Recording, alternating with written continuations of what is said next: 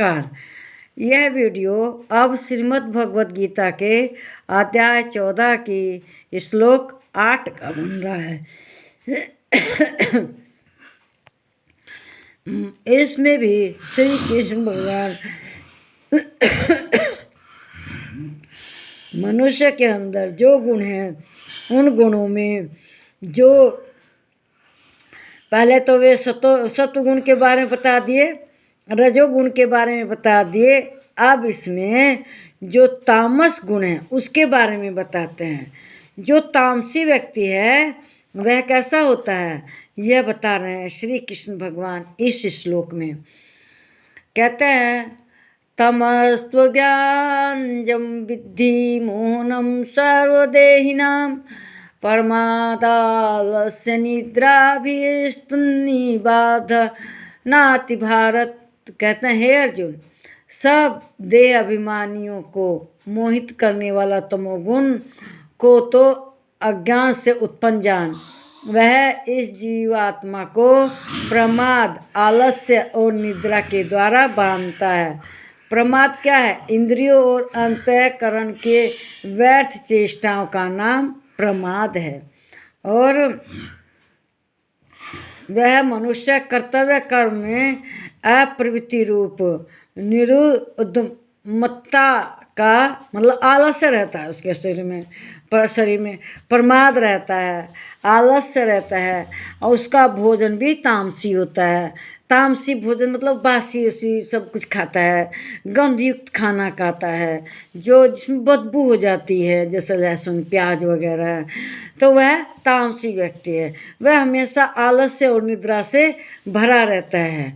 वह किसी काम में मन नहीं लगाता। उसमें प्रमाद भी रहता है, घमंड भी बहुत रहता है, क्रोध ही रहता है, वह क्रोध करता है। तो इस तरह से जो तामसी आदमी होता है वह बहुत ही व्यग्र स्वभाव का होता है। उसे बात बात में क्रोध आता है और वह दूसरों से द्वेष करता है। उसे अभिमान मोहित किए रखता है। वह हमेशा अभिमान में रहता है और उसके तमोगुणों के कारण अज्ञानता रहती है, क्योंकि वो आलसी होता है। ज्ञान से तो उसका कोई सरोकार ही नहीं। विद्या अध्ययन करने के लिए, ज्ञान प्राप्त करने के लिए मनुष्य को तो लगे रहना पड़ता है ना। लेकिन वो तो आलस्य होता है, उसके अंदर तो प्रमाद होता है। तो वो कैसे पढ़ेगा लिखेगा, ज्ञान प्राप्त करेगा? ज्ञान से तो उसका कोई दूर दूर तक नाता ही नहीं रहता। तो जो तमोगुणी है उसमें यह भी बुराई है, वो अपने पड़ोसियों के साथ क्या करता है? ईर्ष्या करता है, उनसे क्रोध करता है कि हर बात में।